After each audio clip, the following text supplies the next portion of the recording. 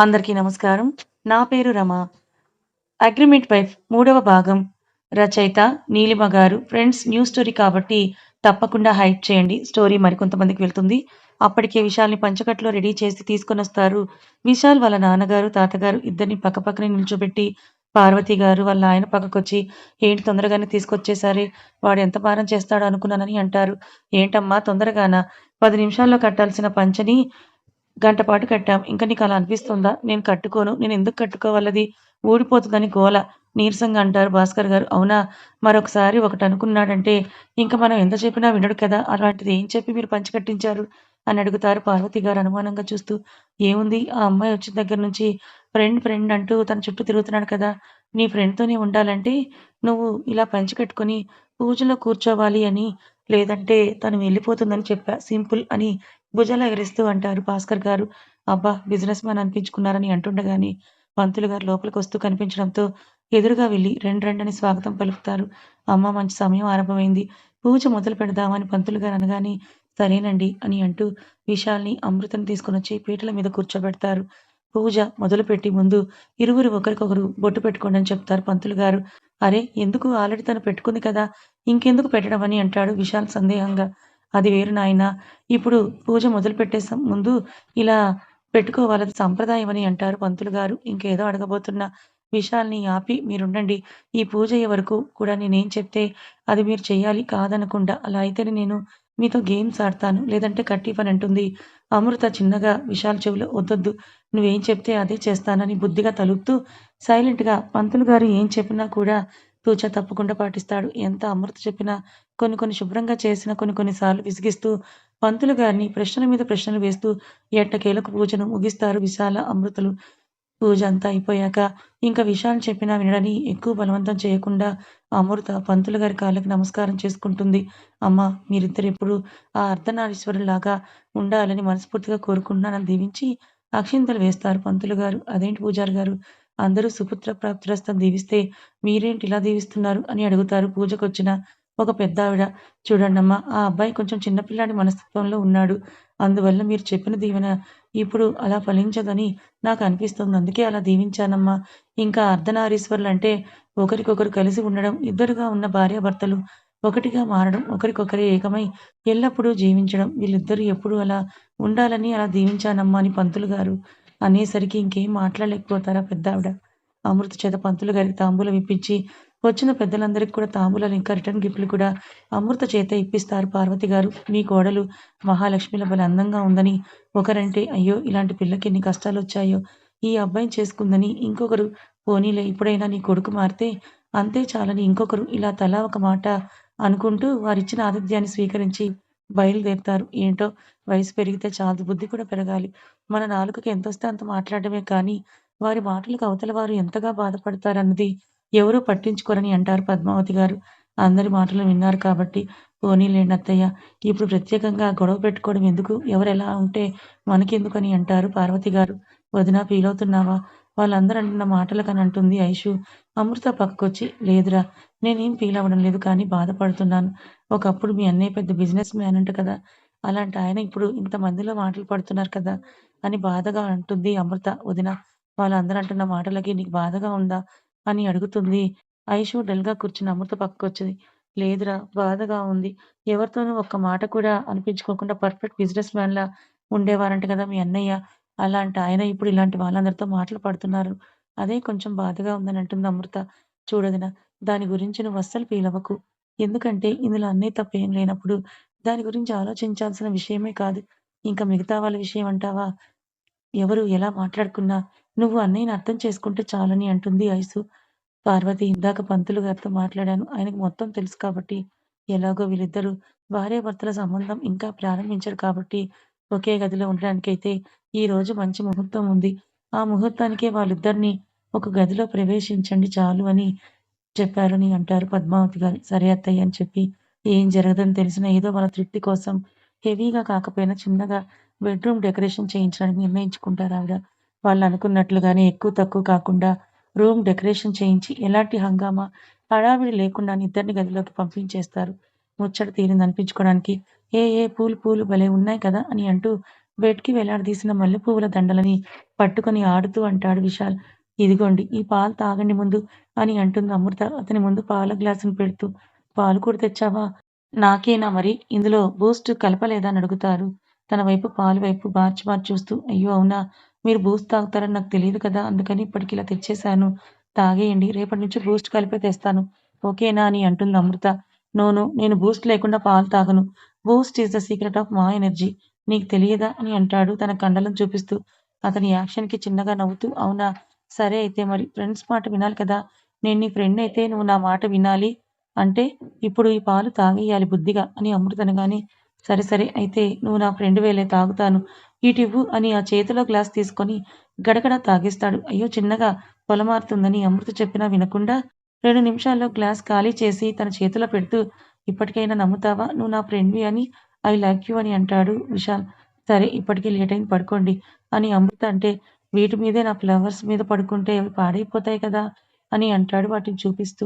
అయితే ఉండండి ఒక్క నిమిషం అని చెప్పి వాటిని శుభ్రంగా ఒక పక్కకు తీసేసి సైడ్‌కి పెట్టి డస్ట్‌బిన్‌లో పడేసి మళ్ళీ బెడ్‌షీట్ అంతా దులిపి నీట్‌గా సెట్ చేస్తుంది. ఇప్పుడు ఓకేనా? అని అంటూ విశాల్ ఓకే. ఓకే. పడుకుందాం అని తన చేయి పట్టుకొని లాగి తీసుకెళ్ళి మంచం మీద కూర్చోబెట్టి తన ఒడిలో పడుకుంటాడు విశాల్. ఆల్రెడీ ఇంతకు ముందు పడుకున్నప్పుడు కొంచెం ఇబ్బందిగా ఫీల్ అయినా ఇప్పుడు అలవాటైపోయింది కాబట్టి ఇంకేం అనిపించలేదు అమృతకి. కాసేపటికతను నిద్రపోగానే ఇప్పుడు ఇంతలా హెల్త్ సెట్ అయ్యాక అసలు నన్ను గుర్తిస్తారా?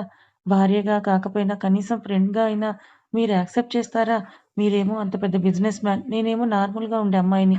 మరి నా పట్ల మీ బిహేవియర్ ఎలా ఉంటుందో అని అనుకుంటూ ఆలోచిస్తూ ఉదయం 5:30 గంటలు పార్వతి గారు వాళ్ళ రూమ్‌లో నుంచి జుట్టును మీదకి ముడివేసుకుంటూ బయటకొచ్చేసరికి ఆవిడ ముక్కుకు తాకిన సాంబ్రాణి పొగకి మైమరుపుగా ఒక్క నిమిషం కళ్ళు మూసుకున్న వెంటనే అప్పుడే నా కోడలు పూజ కూడా చేసేసినట్టుందని అనుకుంటారు చిన్నగా నవ్వుతూ.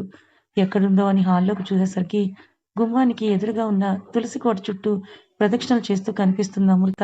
నిండుగా చీర కట్టుకొని, చేతుల నిండా గాజులు వేసుకొని, నుదుటిన కుంకుమ పెట్టుకొని, చెక్కిళ్ళకి గంధం పూసుకొని, మహాలక్ష్మిలా నిండైన సంస్కారంతో కలగా వెళ్ళిపోతున్న కోడల్ని చూసి మురిసిపోతారు. ఆవిడ కూడా పూజ గది దగ్గరికి వెళ్లి, భగవంతుడా! నేనెప్పుడూ కోరేదే అడుగుతున్నాను. నాకొకటే కోరిక. నాకు కొడుకు ఆరోగ్యం బాగవ్వాలి. నా కొడుకు, కోడలు సంతోషంగా ఉండాలి. ఈ ఇంట్లో నా కోడలెప్పుడు సంతోషంగా తిరగాలి. అదే నా కోరిక స్వామి. 2 సంవత్సరాల నుంచి నేను అడుగుతూనే ఉన్నాను. నీ మీదే భారం వేస్తున్నామని కళ్ళు మూసుకొని దేవునికి ప్రార్థించుకుంటారు ఆవిడ మనసులో ఉన్న బాధని. వంటగదిలోకి వెళ్లి కాఫీ ప్రిపేర్ చేయడానికి స్టవ్ వెలిగించి పాలు పెట్టేసరికి అమృత వస్తుంది. అయ్యో! నేను పెడతానుండండి అత్తయ్య అని అంటూ ఆవిడ చేతుల్లో ఉన్న టీ పొడి డబ్బాని అందుకుంటుంది అమృత. ఆవిడ నవ్వుతూ పక్కకు తప్పుకునేసరికి వాళ్ళ అత్తయ్యతో సరదాగా కబుర్లు చెప్తూ కాఫీ ప్రిపేర్ చేసి ట్రేలో కప్స్ పెట్టి వాటిలో కాఫీ పోస్తుంది. ఇద్దరూ కలిసి వంటగదిలో నుంచి బయటకొచ్చేసరికి విశాల్ వాళ్ళ నానమ్మ గారు, తాతయ్య గారు హాల్‌లో ఉన్న సోఫాలో కూర్చొనుంటారు. నవ్వుతూ వాళ్ళిద్దరికీ చెరొక కప్స్ ఇచ్చేసరికి మరి నాకు లేదా తల్లి నేను కూడా వచ్చేసానని అంటారు. జాగింగ్‌కి వెళ్ళి వచ్చిన భాస్కర్ గారు. ఆల్రెడీ మీకు కూడా తెచ్చేసాను మావయ్య. ఎందుకంటే రోజు ఈ టైంకి మీరు కూడా వస్తారు కదా! అని అంటూ ఆయన కాఫీ అందిస్తుంది. ఎందుకంటే ఈ 2 సంవత్సరాల్లో కూడా వాళ్ళ ఇంట్లో ఉన్న అందరికీ ప్రతి అవసరం అమృతనే చూసుకునేది. అలాగే వాళ్ళందరితో మంచి బాండింగ్ కూడా పెంచుకుంది. ఎంతలా అంటే ఇప్పుడు ఆ ఇంట్లో ఉన్న వారందరూ కూడా ఒక్క పూట అమృత లేకపోతే ఉండలేనంతగా వదిన ఈరోజు నాకు పెసరట్టు ఉప్మా తినాలనిపిస్తోంది. నీ చేత్తో టేస్టీగా చేయొచ్చు కదా! అని అంటూ తన రూమ్‌లో నుంచి బయటకొస్తుంది ఐషు. అబ్బా! నా మనసులో ఉన్న మాట నా కూతురు చెప్పేసింది. ఈరోజు టిఫిన్‌కి అదే ప్రిపేర్ చెయ్యి తల్లి. నాకు కూడా అని అంటారు భాస్కర్ గారు చిన్న పిల్లాడిలా. సరే మావయ్య అని అంటూ అమృత మళ్ళీ వంటగదిలోకి వెళ్ళిపోతే భాస్కర్ గారు ఫ్రెష్ అయ్యి రావడానికి అని ఆయన రూమ్‌కి వెళ్తారు. ఆయన వెనకే పార్వతి గారు కూడా వెళ్తారు. ఏంటో మా ఆయన గారు పెళ్ళైన కొత్తలో నీ చేతి వంట రుచి చూడకపోతే నా నోరు చప్పబడిపోతుందనేవారు. అలాంటిది కొత్త కోడలొచ్చాక అసలు మా వంటల వైపు ధ్యాసే లేదు అని చిరు కోపంగా అంటారు పార్వతి గారు. అవును మరి ముందొచ్చిన చెవుల కన్నా వెనకొచ్చిన కొమ్ములు మిన్న అని పెద్దలెప్పుడో చెప్పారని డ్రమటిక్‌గా అంటారు భాస్కర్ గారు. స్టార్టింగ్‌లో మీరు కోడలు పట్ల బిహేవ్ చేసిన తీరు చూసినప్పుడు మీరు అమృతను ఎప్పటికీ కోడలుగా యాక్సెప్ట్ చేయరేమో అని భయపడేదాన్ని కానీ ఇప్పుడు మీ ఇద్దరి మధ్య బాండింగ్ మామ, కోడల కన్నా తండ్రి కూతురులానే ఉంటుంది చూసేవాళ్ళు ఎవరికైనా అని అంటారు పార్వతి గారు. ఆయన వైపే ప్రేమగా చూస్తూ, చూడు పారు నాకేం తన మీద కోపం లేదు. కాకపోతే అగ్రిమెంట్ మీద వచ్చింది ఆ పర్పస్‌తోనే ఉండి, మన విషయాల్ని ఎలా చూసుకుంటుందో అన్న భయంతో నేను తనకి డిస్టెన్స్ మెయింటైన్ చేసేవాడిని కానీ, నా భయాలన్నీ పటాపంచలు చేసేసి, నా కొడుకుని తన ప్రాణంలో చూసుకుంటూ, మా అందరి మనసుల్ని గెలిచేసింది నా కోడలు అని అంటారు. అవునండి. ఆ దేవుడు కూడా కరుణించి మన విషయాన్ని కూడా బాగయ్యేలా చేసి వాళ్ళిద్దరూ కలిసుంటే అంతే చాలని అంటారు. చూద్దాం పారు. ఈరోజు విశాల్‌కి చెకప్ ఉంది. నాకు అర్జెంట్ మీటింగ్ ఒకటుంది. అందువల్ల అమృత, విశాల్‌ని డ్రైవర్ తీసుకొని వెళ్తాడులే. చూద్దాం డాక్టర్లు ఇంకా ఏం చెప్తారో అని అంటారు భాస్కర్ గారు ఆలోచిస్తూ. అప్పుడే వంటగది నుంచి పెద్ద సౌండ్ వినిపించేసరికి కంగారుగా అక్కడికొస్తారు అందరూ కూడా. అమ్మా అమృత ఏమైందని పార్వతి గారు అడిగేసరికి "ఏం లేదత్తయ్య. ఆయనకి టాబ్లెట్ ఇవ్వాలి కదా! పాలు వేడి చేసి తీసుకొని వెళ్తుంటే చేయి జారిందంతే" అని అంటుంది అమృత. కానీ అదే సమయంలో వాళ్ళెవరూ గమనించుకోలేదు కానీ పూజ గదిలో వెలుగుతున్న దీపం కూడా కొండెక్కుతుంది. మరి ఇవి దేనికి సంకేతాలో చూడు కన్నా అమృతను ఎక్కువగా విసిగించకుండా బుద్ధిగా ఉండు సరేనా? అని అంటారు పార్వతి గారు హాస్పిటల్‌కి బయలుదేరుతున్న విశాల్, అమృతాలతో. సరే అమ్మా! నేను అమ్ముతోనే ఉంటాను. ఎక్కడికి వెళ్ళను. తను చెప్పిందే వింటానని అంటాడు బుద్ధిగా తలూపుతూ. అత్తయ్య ఆయన్నేమి ఇబ్బంది పెట్టరు లెండి. నేను చూసుకుంటాను. వెళ్ళొస్తానని చెప్పి రిపోర్ట్స్ అవి తీసుకొని హాస్పిటల్‌కి బయలుదేరతారు విశాల్, అమృత. అమ్ము! మనం ఇప్పుడు ఎక్కడికి వెళ్తున్నాం అని అడుగుతాడు విశాల్. కార్‌లో తన పక్కన కూర్చున్న అమృతతో. మనం ఇప్పుడు హాస్పిటల్‌కి వెళ్తున్నామని అంటుంది. అవునా! ఎందుకు నీకు బాలేదా? ఏమైంది నాతో చెప్పలేదని కంగారు పడుతూ తన చేతి మీద చెయ్యి వేసి అడుగుతాడు. అతని రియాక్షన్‌కి మురిసిపోతూ చిన్నగా నవ్వుకుంటూ నాకు కాదు మీకోసమే అని అనేస్తుంది ఫ్లోలో. ఏంటి నా కోసమా? నేనెందుకు? నాకేం బాలేదు. I am perfectly all right అని అంటాడు. తను వేసుకున్న షర్ట్‌ని కిందకి లాగుతూ మీకెక్కువగా తలనొప్పొస్తోందని చెప్పి టాబ్లెట్స్ వేసుకుంటున్నారు కదా! వాటి గురించే ఇప్పుడు మళ్ళీ ఒకసారి చూపించి, ఇంకా టాబ్లెట్స్ వాడాలో, ఇంకా ఆపేయాలో డాక్టర్‌ని అడగాలి కదా! అందుకని వెళ్తున్నామని అంటుంది అమృత. ఓహ్! అవునా! సరే అయితే అని చెప్పి అమృత చేతిలో చెయ్యి వేసి, తన భుజం మీద తల వాల్చి పడుకుంటాడు. అతని వైపే చూస్తున్న అమృతకు సడెన్‌గా కారు అటు ఇటు ఊగుతుంటే ఏమైందా అని పక్కకు తిరిగి చూసేసరికి ఎదురుగా ఒక లారీ వాళ్ళ వైపే ఫాస్ట్‌గా వస్తున్నట్టు అనిపించేసరికి భయపడిపోతుంది. మల్లేష్ అన్న చూడండి ఆ లారీ మన వైపే వస్తున్నట్లుంది కదా! అని అంటుంది డ్రైవర్‌తో. అవునమ్మా! నేనదే చూస్తున్నాను. అయినా ఇది రాంగ్ రూట్ కదా! అని కార్‌ని సైడ్ చేసేలోపే లారీ ఓవర్ స్పీడ్‌లో వచ్చి కార్‌ని గుద్దేస్తుంది. అప్పుడే అటుగా వెళ్తున్న ఒకాయన చూసి గబగబా వాళ్ళ దగ్గరికొచ్చి చూసేసరికి అమృత సైడ్‌కి పడిపోయి ఉంటే, విశాలేమో డివైడర్‌కి గుద్దుకొని ఉంటాడు. డ్రైవర్ అయితే గాజు పెంకులు మొత్తం గుచ్చుకొని పోయి అక్కడక్కడ చనిపోయి ఉంటాడు. వాళ్ళనలా చూసి వెంటనే అంబులెన్స్‌కి ఫోను చేసి అమృతని లేపడానికి ప్రయత్నిస్తారు. అతని దగ్గర ఉన్న వాటర్ బాటిల్‌లో ఉన్న వాటర్ చల్లుతూ నీళ్ళ మీద పడేసరికి చిన్నగా కళ్ళు తెరిచి చూస్తుంది. ఎదురుగా ఆయన ఉండేసరికి అప్పటికప్పుడే ఏం జరిగిందో గుర్తుకొచ్చి ఫాస్ట్‌గా లేచి విశాల్ ఎక్కడున్నాడని చూస్తుంది. తన పక్కనే తలకి గట్టిగా దెబ్బ తగిలి రక్తం కారుతున్న అతన్ని చూసి గుండె ఆగినంత పనయింది. "ఏవండీ! ఏవండీ లేవండి" అని చెంపలు తడుతూ ఏడుస్తూ లేపుతుంటే, చూడమ్మా ఆయనకి గట్టిగా తగిలినట్టుంది. అంబులెన్స్‌కి ఫోను చేశాను వచ్చేస్తుంది. ఒక్క నిమిషం ఉండండని అంటారతను. మల్లేష్, మల్లేష్ అన్నా ఏమైంది? ఎక్కడున్నారాయన? అని చెప్పి చూస్తుంటే ఆయన చనిపోయారండి అని అంటారు. అతను నెమ్మదిగా ఏంటి చనిపోయారా? అని కళ్ళలో నుంచి నీళ్లు కారిపోతుంటే దగ్గరికి వెళ్లి ఆయన్నొక్కసారి చూసి పరుగున విషాం దగ్గరికొచ్చేసరికి అంతలోనే అంబులెన్స్ వచ్చేసరికి ఎక్కించి హాస్పిటల్‌కి బయలుదేరతారు. 3 గంటల తర్వాత ఐసీయూ రూమ్ నుంచి డాక్టర్స్ బయటికి రాగానే ఎలా ఉంది డాక్టర్ ఆయనకి? అని కంగారుగా అడుగుతుంది అమృత. ఆయన ఏమీ చెప్పకుండా సైలెంట్‌గా ఉండేసరికి ఏమైంది డాక్టర్? ఏదైనా సీరియసా? పోనీ చెప్పండి ఇంకెవరైనా డాక్టర్‌ని పిలిపిద్దాం. ఎంత ఖర్చయినా పర్వాలేదు. మా విశాల్‌కి ఏం కాకూడదని అంటారు భాస్కర్ గారు. చూడండి మీరు ఖర్చు పెట్టినా చేయగలిగేవి కొన్నుండవు. ఇంకా వేరే డాక్టర్ అంటారా? ఈ సిటీలో టాప్ మోస్ట్ డాక్టర్ ఇప్పుడు మీ అబ్బాయిని ట్రీట్ చేస్తున్నారని ఒకటి చెప్పారు. ఇంతకుముందు ఆల్రెడీ అతని తల మీద దెబ్బ తగిలింది. దాని మీద ఇప్పుడు కూడా దెబ్బ తగలడం వల్ల కొంచెం సీరియస్ కండిషన్‌లో ఉన్నారు. ఒక 12 గంటలు గడిస్తేనే గానీ ఏమీ చెప్పలేని పరిస్థితి అని ఆయన వెళ్ళిపోతారు. అక్కడ ఉన్న అమృత పార్వతి గారు, భాస్కర్ గారు, ఐసు వాళ్ళందరూ ఎక్కడి వాళ్ళు అక్కడ బాధగా నుంచొని ఉంటే, అప్పుడే అక్కడికి విషాలు తీసుకొని వచ్చిన అతను వస్తారు. చూడండమ్మా పెద్దవాడిగా నేను చెప్తున్నాను. మీ ఆయనకి ఏం కాదు. ఆ అల్లానే ఉన్నారు. అల్లా దగ్గరుండి చూసుకుంటారు. 12 గంటల సమయం ఉంది కదా! ఈ 12 గంటల్లో ఏదైనా జరగవచ్చు. మనం నిరాశ చెందకూడదు. బాధగా కూర్చోకుండా ఆ అల్లాకు ప్రార్థన చేయండి. నేను కూడా ప్రార్థిస్తాను. మీరేం దిగులు చెందకండని అంటారు భరోసా ఇస్తూ. కళ్ళ నిండా నీళ్ళతో ఆయన వైపే చూస్తూ సమయానికి మీరు రాకపోయి ఉంటే ఈ పాటికి మా పరిస్థితి ఏంటో కూడా తెలియదు. మీరన్నట్లుగా ఆ దేవుడి దయ ఉండి ఆయన క్షేమంగా బయటపడితే మాకంతే చాలని అంటుంది అమృత 2 చేతులు జోడించి ఆయనకి నమస్కారం చేస్తూ. అయ్యో! ఇందులో నేను చేసిందేం లేదు. అమ్మా! మనిషికి మనిషి తోడు. అలాగే మనిషి ఇంకో మనిషికి చిన్న హెల్ప్ చేసుకోవడంలో తప్పు లేదు కదా! ఇందులో నేను చేసిందేమీ లేదు. ఏదో సమయానికి నేనున్నాను చూశాను కాబట్టే తీసుకొని రాగలిగాను. అంతా అల్లా దయ అని అంటారాయన. సరే అండి. ఇంక నేను వెళ్తానని ఆయన అంటుంటే, "ఒక్క నిమిషం" అని అంటారు భాస్కర్. "పాషా అండి నా పేరు" అని ఆయన అంటారు. "చూడండి పాషా గారు, ఇది నా విజిటింగ్ కార్డ్. మీకెలాంటి సహాయం కావాలి అన్నా ఈ అడ్రస్‌కొస్తే మాకు తెలుస్తుంది. అలాగే మీరు చేసిన సహాయానికి మీ రుణం ఎప్పటికీ తీర్చుకోలేనని ఏదో మా తృప్తి కొద్దీ ఇస్తున్నాం. దయచేసి స్వీకరించండని" అంటారు భాస్కర్ గారు అతని జేబులో ఉన్న డబ్బులు ఇంకా విజిటింగ్ కార్డ్‌ని తీసిస్తూ. అయ్యో! సహాయం అంటారా? మీరా మాటన్నారు అంతే చాలు. కానీ ఈ డబ్బులు మాత్రం నాకొద్దండి. నేనేవేవో ఆశించి చేయలేదు. అలాగని మీరు నన్ను కించపరుస్తున్నారని కూడా అనుకోను. మీ తృప్తి కొద్దీ మీరు ఇస్తున్న అది నేను తీసుకుంటే నా మనస్సాక్షి సంతృప్తి చెందదు. ఇప్పుడు నాకొచ్చే నష్టమేం లేదు కదా! నాకు నష్టం ఏమైనా ఉంటే అప్పుడు డబ్బులు తీసుకున్నా పర్వాలేదు కాబట్టి మీరేమనుకోకుండా వీటిని వెనక్కి తీసుకోండి అని చెప్పి విజిటింగ్ కార్డ్ తీసుకొని డబ్బులు ఆయన చేతిలో పెట్టేస్తారు పాషా గారు. ఇక నేను వెళ్ళొస్తానని చెప్పి ఆయన అక్కడి నుంచి వెళ్ళిపోతారు. హలో! ఆ! చెప్పరా ఏమైంది? చెప్పిన పని అయిపోయిందని అడుగుతాడు ఒకడు ఫోన్‌లో ఉన్న వ్యక్తితో. ఆ! పనయిపోయినట్టే అన్నా. మీరు చెప్పినట్టుగానే చేశాను. వాడు బ్రతికే ఛాన్స్ అయితే లేదు. కాబట్టి మీరేం ఫికర్ కాకండి అంటాడు అవతల వ్యక్తి. నువ్వు చెప్పింది నిజమేనా? అదే కనుక నిజమైతే మనం అనుకున్న పని జరిగిపోయినట్లయితే నీకు డబుల్ పేమెంట్ ఇస్తానని అంటాడు. డబుల్ పేమెంట్ అనగానే దీపావళి వెలుగుల్లో ముఖం వెలిగిపోతూ ఇంకా మీకు డౌట్ అవసరం లేదన్నా పనైపోతే అయిపోయినట్టే. ఇప్పుడే హాస్పిటల్‌కి తీసుకెళ్లారు. కానీ వాడైతే పోయిండన్నా. తలనిండా రక్తం కారుతుండే అని ఫోన్‌లో అవతల వ్యక్తి అంటాడు. సరే అయితే అడ్వాన్స్‌గా పేటీఎం చేస్తాను చూసుకో అని చెప్పి ఫోన్ కట్ చేసి ఈ విషయం అర్జెంట్‌గా పరశురాం అన్నకు చెప్పాలి అనుకుంటాడు వాడు. అవును. ఇంత మంచి విషయం ఫోన్‌లో చెప్పే కన్నా డైరెక్ట్‌గా చెప్తే అన్న నన్ను మెచ్చుకుంటాడు కదా!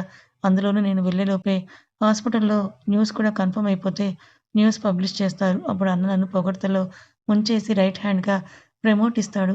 అర్జెంట్‌గా ఇప్పుడు నేను అన్న దగ్గరికి బయలుదేరాలని తనలో తానే అనుకుంటాడు. కాలం కరిగి 12 గంటలు కాస్త 15 గంటలైనా కూడా డాక్టర్ బయటికి రాకపోయేసరికి ఒక్కొక్కరు అటు ఇటు తిరుగుతుంటారు టెన్షన్‌తో. అప్పటికే వీళ్ళ ఇంటికి రాకపోయేసరికి వీళ్ళకి ఫోన్ చేసి విషయం తెలుసుకున్న విశాల్ నానమ్మ, తాతయ్య గారు కూడా వచ్చి వాళ్ళ దగ్గరే కూర్చొని మనవడి కోసం ఎలాంటి వార్త వినాల్సొస్తుందో అని భయపడుతూ ఉంటారు.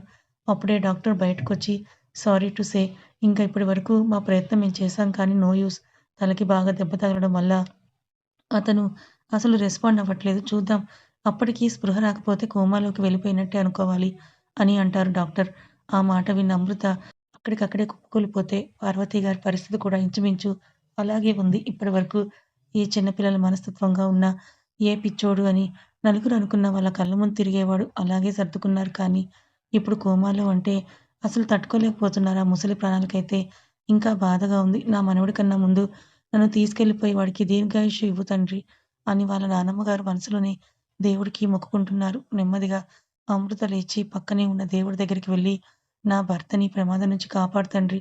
నేను నిన్నేమీ అడగలేదు. చిన్నప్పుడే అమ్మని పోగొట్టుకున్నా. నాన్న ఉన్నాడులే. వచ్చిన పిన్నిలోనే అమ్మని చూసుకొని బ్రతకాలనుకున్నాను. కానీ నా ఆశలని తలకిందులు చేస్తూ కొద్ది రోజుల్లోనే అమ్మ స్థానంలో వచ్చిన ఆవిడ అమ్మ కాలేదని నిరూపించేసింది. అయినా నేను కృంగిపోలేదు. నాకు తోచినంతలో నా వాళ్ళకి అండగా ఉంటూ నా బ్రతికేదో నేను బ్రతుకుతున్నాను. కానీ అనుకోకుండా నాన్నని ఇబ్బందుల్లో పెట్టేసి విశాల్ గారితో నా పెళ్లిని జరిపించావు. ఇలాంటి భర్త ఎందుకొచ్చాడని ఎప్పుడూ బాధపడలేదు. ఎప్పటికైనా బాగవుతారని నీ మీద నమ్మకంతో అధైర్యపడకుండా సంతోషంగానే ఉన్నాను. కానీ ఇప్పుడు ఆ సంతోషాన్ని కూడా నా నుంచి దూరం చేయాలని ఎందుకనుకుంటున్నావని మనసులో అనుకుంటూ 2 చేతులు జోడించి దేవుణ్ణి ప్రార్థిస్తుంది. అదే సమయంలో విశాల్ కనుగుడ్లు కదులుతూ ఉంటాయి. అది చూసిన నర్స్ డాక్టర్‌తో చెప్పాలని పరిగెత్తుకుంటూ డాక్టర్ క్యాబిన్‌కి వెళ్తుంది. ఆ నర్స్ అలా పరిగెడుతుంటే అక్కడే ఉన్న ఫ్యామిలీ మెంబర్స్ అందరూ విశాల్‌కి ఏమైందో అని భయంగా బిక్కబిక్కమని చూస్తూ ఉంటారు. నరేష్ విషయం చెప్పగానే డాక్టర్ గబగబా వచ్చి విశాల్‌ని చెక్ చేసి కాసేపటికి బయటకొచ్చి by God grace he is out of danger అని చెప్తారు. అప్పుడు కానీ వాళ్ళ మనసులు కుదుటపడవు. ఆ అమృత మాట చెవిన చేరగానే కళ్ళు తెరిచి "నువ్వున్నావు స్వామి. నీ మేలు నేనెప్పటికీ మర్చిపోలేను" అని మరొక్కసారి దేవుడికి దండం పెట్టుకొని అక్కడికి వెళ్తుంది. ఒక గంటలో స్పృహ వస్తుంది. మీరు అప్పుడు వెళ్లి ఒక్కొక్కరిగా చూడవచ్చు. ఇప్పుడైతే డిస్టర్బ్ చేయొద్దని చెప్పి డాక్టర్ వెళ్ళిపోతారు. ఆ ఒక్క గంటని ఒక యుగంలా భావించి అందరూ ఎదురు చూస్తారు. వాళ్ళ ఎదురుచూపులు ఫలించి నర్స్ ఆయన కళ్ళు తెరిచారు. ఇప్పుడు వెళ్లి చూడవచ్చు కానీ ఎక్కువగా డిస్టర్బ్ చేయొద్దని అంటుంది. సరే అని చెప్పి వెనక ఉన్న వాళ్ళని పట్టించుకోకుండా అమృతే లోపలికి వెళ్లి అతని ఎదురుగా నిల్చునేసరికి విశాల్ తన వైపే ప్రశ్నార్థకంగా చూస్తూ ఉంటాడు. మీరెవరు? అని అడుగుతాడు విశాల్. అప్పటి వరకు కళ్ళు తెరిచి డేంజర్ నుంచి బయటకొచ్చాడన్న ఆనందం పోయి అయోమయంలో పడుతుంది అమృత. విశాల్ కళ్ళు తెరిచాడు అని తెలుసుకున్న డాక్టర్ మరియు ఫ్యామిలీ మెంబర్స్ గుమ్మం దగ్గర ఉండగానే అతని మాటలు విని అక్కడే ఆగిపోతారు. కథ ఇంకా ఉంది. మరిప్పుడు విశాల్‌కి గతం గుర్తొచ్చినట్టుంది. మరి మన అమృత పరిస్థితి ఏంటి? అమృత అగ్రీమెంట్ వైఫ్ కాబట్టి వెళ్ళిపోతుందా? లేదా విశాల్ తన భార్యని, ఆమెని అక్కున చేర్చుకుంటాడా? తెలుసుకోవాలనుకుంటే ఛానల్‌ని ఫాలో అవ్వండి. కథ నచ్చితే లైక్ చేయండి. Thank you so much.